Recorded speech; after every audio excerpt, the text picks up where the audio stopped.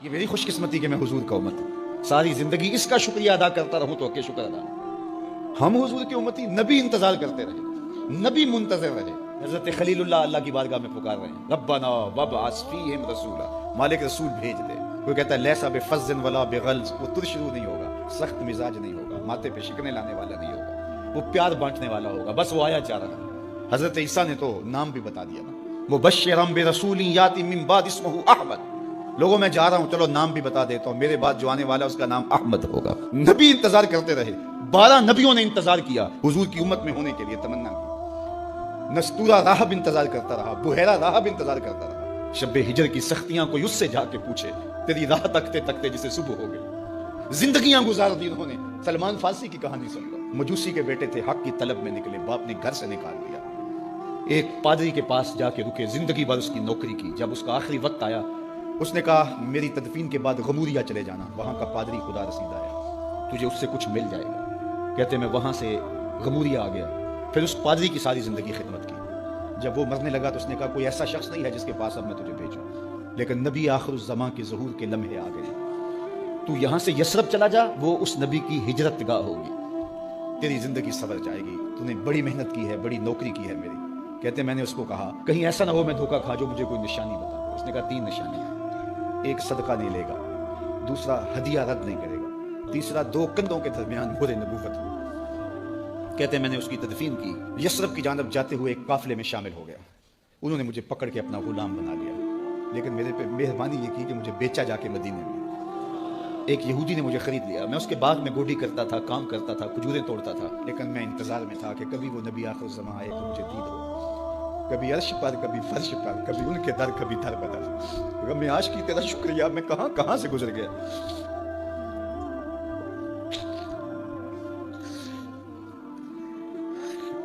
کہتے ہیں ایک دن میں اپنے باغ میں کھجوریں توڑ رہا تھا کہ ہواؤں میں مستی پیدا ہو گئی اور ہر سمت سے طلع البدر علینا کی صدائیں گونجنے لگیں۔ میں سمجھ گیا کہ وہ لمحے آ گئے، میں نے چھلانگ لگا دی اور دوڑ پڑا۔ میرے آقا نے سمجھا شاید غلام بھاگ گیا، اس نے دوڑ کے مجھے پکڑ لیا۔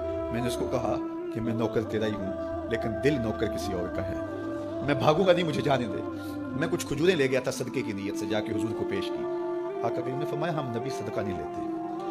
کہتے ہیں نشانی ایک پوری ہو گئی۔ کہتے ہیں کہ میں کچھ دنوں کے بعد اور کھجوریں لے گیا اور میری نیت ہدیہ کی تھی، میں نے پیش کی، حضور نے قبول فرما لی۔ لیکن میں بھی کہتا تھا تیسری نشانی بھی پوری ہو لے تو پھر مانوں گا، اور وہ کیا تھی؟ 2 کندھوں کے درمیان مہر نبوت۔ کہتے ہیں ایک دن حضور میرے باغ میں آئے اور آقا کریم نے اپنے مبارک کندھے پہ چادر رکھی ہوئی تھی اور چادر کی اوٹ میں مہر نبوت چھپی ہوئی تھی، اور میں پیچھے ہو کے دیکھتا تھا، اور میری آرزو یہ تھی کہ کوئی تیز جھونکا ہوا کا آئے اور چادر ہٹ جائے اور میں مہر نبوت کی زیارت کر لوں۔ حضور میرے ارادہ قلب سے آگاہ ہوئے، فَأَلْقَى إِلَيَّ رِدَاءَهُ، حضور نے چادر اتار کے میری جانب پھینکی اور پھر ایسے رخ کر کے فرمایا انظر الی ما امرت بہ، اس پادری نے جو بتایا تھا دیکھ لے آ کے۔ تو کہا میں نے دیکھا کہ حضور کے دو کے درمیان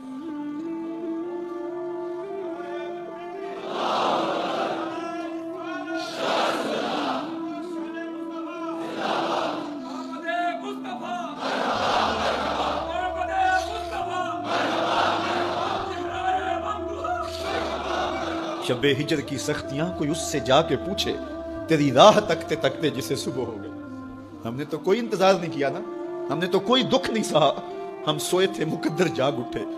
ہمارے والد مسجد سے مولوی صاحب کو بلا لائے، انہوں نے کان میں آ کے کہا مبارک ہو تو حضور کا نوکر بن کے آ رہا۔ میرے والد گرامی ایک شعر جھوم کے پڑھا کرتے تھے، محمد جانے جانا ہے، پیغمبر ہو تو ایسا ہو، رسولوں کی بشارت سے مبشر ہو تو ایسا ہو، امر توقیر کا سب کو موکر ہو تو ایسا ہو، کیا ہم کو غلام ان کا مقدر ہو تو ایسا ہو۔ میں اپنے مقدر پہ قربان نہ جاؤں، آپ اپنے مقدر پہ نثار نہ جائیں۔ ہمیں وہ نبی ملا جو نبیوں کا نبی، بنو سعد کے مقدر بھی جاگ اٹھے۔ اللہ اکبر، کیا وہ خوش نصیب وادیاں تھیں، کیا وہ خوش بخت پہاڑ تھے بنو سعد کے، جہاں حضور نے زندگی کے ابتدائی سال گزارے۔ اللہ اکبر۔ حضرت حلیمہ سعدیہ کہتی ہیں جب میں حضور کو گھر لے گئی تو میرے گھر میں روشنیاں آ گئیں۔ باقاعدہ عورتوں نے کہا حلیمہ تو اتنی امیر ہو گئی ہے، رات کو بھی دیا نہیں بجھاتی۔ بڑے امیر کبیر گھرانوں میں بھی رات کو لوگ دیا بجھا دیا کرتے ہیں، لیکن تو اتنی ہی امیر ہو گئی ہے کہ رات کو بھی تیرے گھر کا دیا نہیں بجھتا۔ تو حلیمہ سعدیہ نے کہا آؤ میں تمہیں بتاؤں میرے گھر میں دیا کون سا روشن۔ باقاعدہ ہم جولیوں کو بلایا، پالنے میں حضور تھے، اشارہ کر کے کہا ما کننا نحتاج الی السراج من یوم اخذنا ہو، جب سے یہ پیارا گھر آیا ہے میں نے سارے دیے توڑ دیے، دیے کی ضرورت نہ مشعل کی حاجت، عجب روشنی تو نے پائی حلیمہ، بڑی تو نے توقیر پائی حلیمہ، بنی تو محمد کی دائی حلیمہ۔ کہا ما کننا نحتاج الی السراج من یوم اخذنا ہو، جب سے یہ پیارا گھر میں آیا ہے میں نے سارے دیے توڑ دیے۔ جہاں روشنی چاہیے ہوتی ہے حضور کو اٹھا کے اس کمرے میں لے جاتے ہیں، وہاں انوار پھیل جاتے ہیں، روشنیاں پھیل جاتی ہیں، کیسے اجالے پھیلے، کیسی روشنیاں پھیلے۔ حلیمہ دا چھپر کھجوری دے تھلے، حوراں وچھالے نوری مسلے، فرش تو عرش تک پہ گئی دہائی، حلیمہ نے لٹ لئی خدا دی خدائی۔ اللہ اکبر۔ وہ سارا دن تو صحراؤں میں گھوم لیتی تھی، اسے جب بھوک لگتی تھی لبوں کو چوم لیتی تھی۔ بخت جاگے حلیمہ سعدیہ کے حضور ان کے گھر آئے، اللہ اکبر، جدھر سے گزرتے گئے نور پھیلتا گیا، انوار پھیلتے گئے۔ حضرت سیدہ طیبہ طاہرہ حضرت عائشہ سلام اللہ علیہا فرماتی ہیں کہ میں کچھ سی رہی تھی کہ میرے ہاتھ سے سوئی گر گئی۔ اب حضور کے گھر میں دیے میں جلانے کے لیے تیل بھی نہیں تھا، میں پریشان تھی، سوئی گر گئی، اتنے میں حضور تشریف لائے۔ حضور مسکرائے، کہتی ہے میں نے گمی ہوئی سوئی تلاش کر لی۔ اللہ اکبر۔ تو یہ روشنی تھی، یہ انوار تھے۔ اللہ اکبر۔ اذا ضحک یتلالأ فی الجدر، جب حضور مسکراتے تھے سامنے والی دیواروں پہ عکس پڑتا تھا۔ اللہ اکبر۔ جب مسکراتے تھے نور پھیل جاتا تھا۔ اذا تکلم رؤیا کالنور یخرج من بین ثنایاہ، حضور کے سامنے والے دانتوں میں ہلکا سا فاصلہ تھا، اور جب آقا کریم گفتگو کرتے تھے وہاں سے نور کی کرنیں چھن چھن کے نکلتی تھیں، انوار پھیل جاتے تھے۔ ایسا نوری ماحول، ایسا نورانی چہرہ۔ حضرت ابو ہریرہ بولے کل قمر لیلۃ البدر لم ارى قبلہ ولا بعدہ مثلہ۔ کیا پوچھتے ہو؟ 14ویں رات کا چمکتا ہوا چاند تھے میرے حضور۔ پھر کہا نہیں نہیں نہیں، حضور جیسا نہ پہلے دیکھا نہ بعد میں دیکھا۔ حضرت حسان بن ثابت پاس کھڑے تھے، کہا دیکھتے کیسے؟ کسی ماں نے جنم دیا ہوتا تو دیکھتے۔